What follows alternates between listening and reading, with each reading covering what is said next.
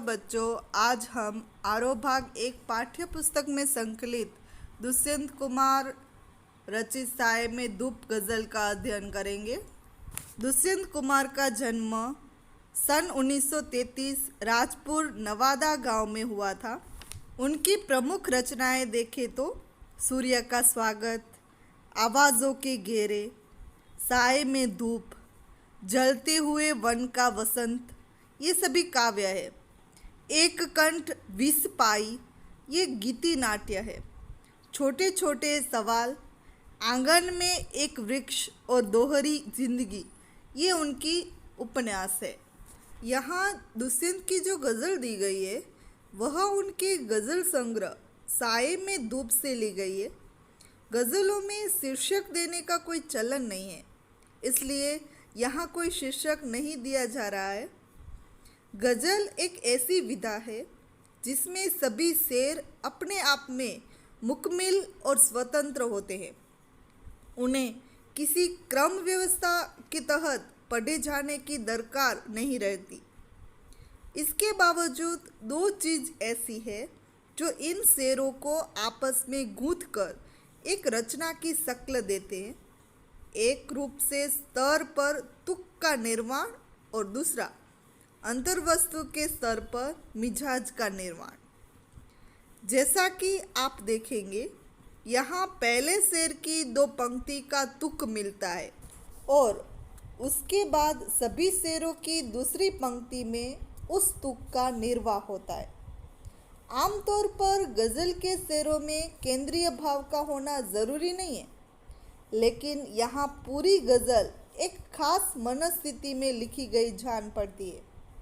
राजनीति और समाज में जो कुछ चल रहा है उसे खारिज करने और विकल्प की तलाश को मान्यता देने का भाव एक तरह से इस गज़ल का केंद्रीय सूत्र बन गया है। इस प्रकार दुष्यंत की यह गज़ल हिंदी गज़ल का सुंदर नमूना प्रस्तुत करती है। पहला शेर है, कहा तो तय था चिरागा हर एक घर के लिए। चिरागा यानी कि दीपक, रोशनी। कहा चिराग मयस्सर नहीं शहर के लिए। मयस्सर यानी उपलब्ध।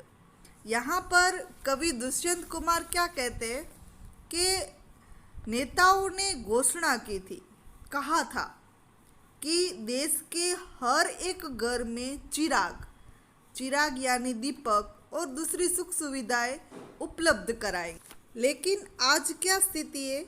कहाँ चिराग मयस्सर नहीं शहर के लिए। यानी कि नेता ने जो घोषणा की थी, अपने वोट मांगने के लिए आते तब बड़ी बड़ी घोषणाएं करते कि ये करके देंगे, वो होगा, ये करवा देंगे। लेकिन जब अपना स्वार्थ सिद्ध हो जाता है, यानी कि वोट मिल जाते, अपना काम पूरा हो जाता है, तब ये जब जो भी घोषणा करते हैं ना, वो भूल जाते हैं। अब कवि इसलिए कहते कि एक समय ऐसा कहते थे कि हर घर में रोशनी होगी, और अब क्या हुआ? उसकी जो घोषणा थी वो कागज़ी निकली। क्यों? क्योंकि शहर में चिराग है ही नहीं, उसने सुविधा उपलब्ध कराई ही नहीं। कहने का मतलब ये है कि नेता अपनी घोषणा को पूरी नहीं करते, वो कागज़ी निकलती है। हर घर तो क्या, शहर में भी सुख सुविधा उन्होंने उपलब्ध नहीं कराई। दूसरा शेर देखें तो, यहाँ दरख्तों के साए में धूप लगती है। दरख्तों यानी कि पेड़। अब पेड़ के नीचे साए में धूप लगती है। चलो यहाँ से चले और उम्र भर के लिए। अब यहाँ पर भ्रष्टाचार की बात की गई है। कवि क्या कहते हैं? शहर में या देश में अनेक संस्थाएं यानी पेड़ है जो नागरिकों के कल्याण के लिए काम करती है। यहाँ दरख्त बोला है ना, पेड़, वो संस्था के लिए बोला है। अब हर एक पेड़ सबको छाया देता है, वैसे शहर में बहुत सी संस्था है जो नागरिकों के कल्याण के लिए काम करती है, मदद करती है। कवि उन्हें दरख्त यहाँ कहा गया है, संज्ञा दी गई है। इन दरख्तों के नीचे छाया मिलने के बजाय धूप मिलती है। यानी इसका मतलब ये हुआ, संस्थाएं लोगों के काम के लिए, लेकिन यहाँ वही संस्था आम आदमी का शोषण करने लगी है। चारों तरफ भ्रष्टाचार फैला हुआ है। कवि इन सभी व्यवस्थाओं से दूर रहकर अपना जीवन बिताना चाहता है, इसलिए तो कहा है यहाँ से चले उम्र भर के लिए।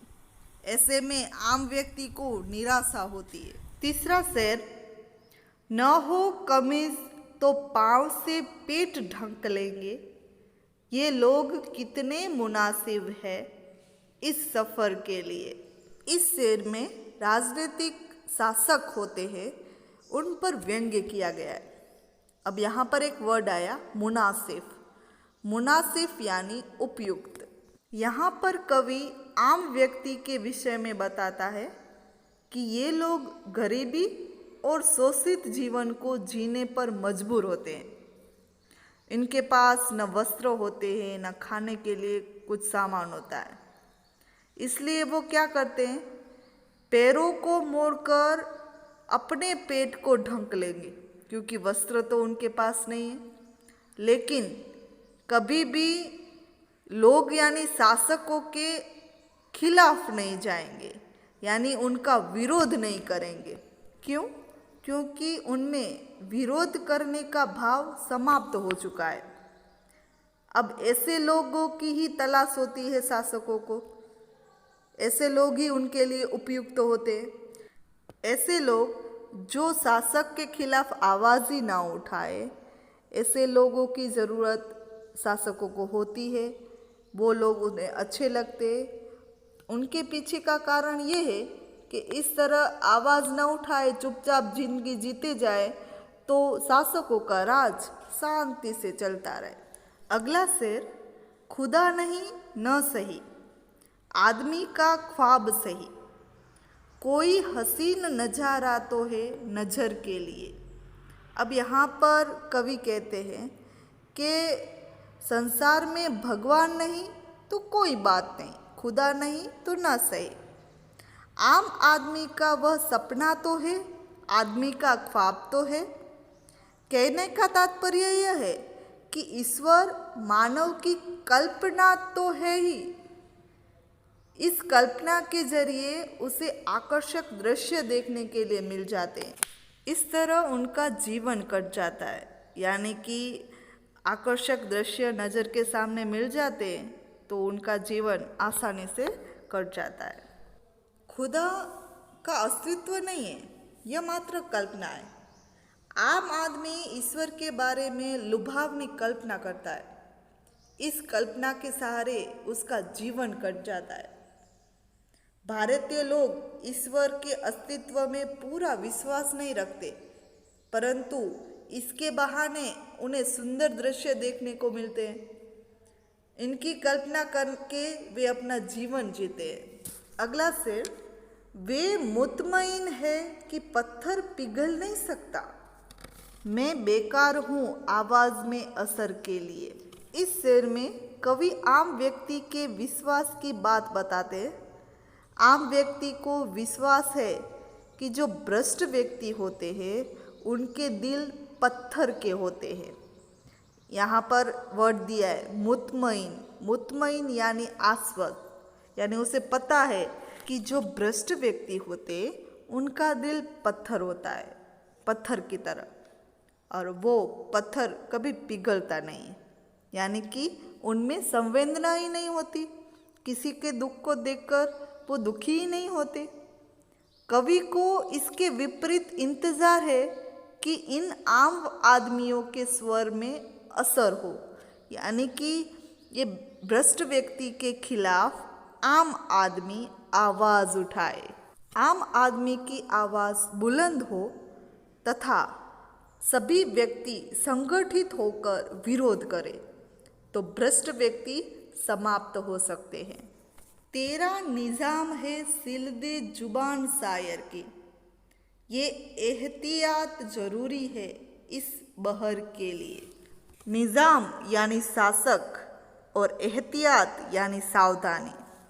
कवि शासक और शायर के बारे में, उनके संबंध के बारे में बताते हैं कि शायर सत्ता के खिलाफ लोगों को जागरूक करता है। इससे सत्ता को क्रांति का खतरा लगता है और सत्ता यानी जो शासक होते वो स्वयं को बचाने के लिए शायरों की जबान यानी कि कविताओं पर प्रतिबंध लगा सकते हैं। जैसे गजल के छंद के लिए बंधन की सावधानी जरूरी है, उसी तरह शासकों को भी अपनी सत्ता कायम रखने के लिए विरोध को दबाना जरूरी है। इसलिए शायर जितनी भी कविताएं लिखते हैं उनके खिलाफ उनको वो बंद करवा देते हैं, प्रतिबंध लगा देते हैं, यानी कि वो कविता छपती ही नहीं है, छपे नहीं तो लोगों के बीच जाती नहीं है और लोगों पढ़े नहीं तो जागरूक नहीं होंगे। इसलिए सत्ता वाले जो शासक होते हैं वो शायर की कविताओं पर प्रतिबंध लगा देते हैं।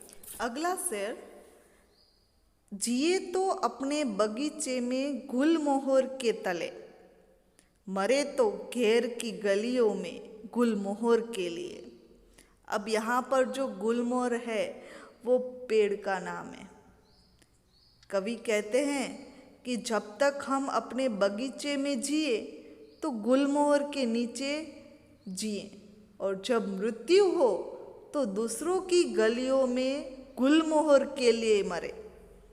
दूसरे शब्दों में कहें तो मनुष्य जब तक जिए वह मानवीय मूल्यों को मानते हुए शांति से जिए, दूसरों के लिए भी इन्हीं मूल्यों की रक्षा करते हुए बाहर की गलियों में मरे। यानी कि कहने का मतलब ये है कि मानवीय मूल्यों को अपनाए रखे तथा उनकी रक्षा के लिए अपना बलिदान भी दे दे। यहाँ पर हमारी ये गज़ल काव्य पूरी होती है। धन्यवाद।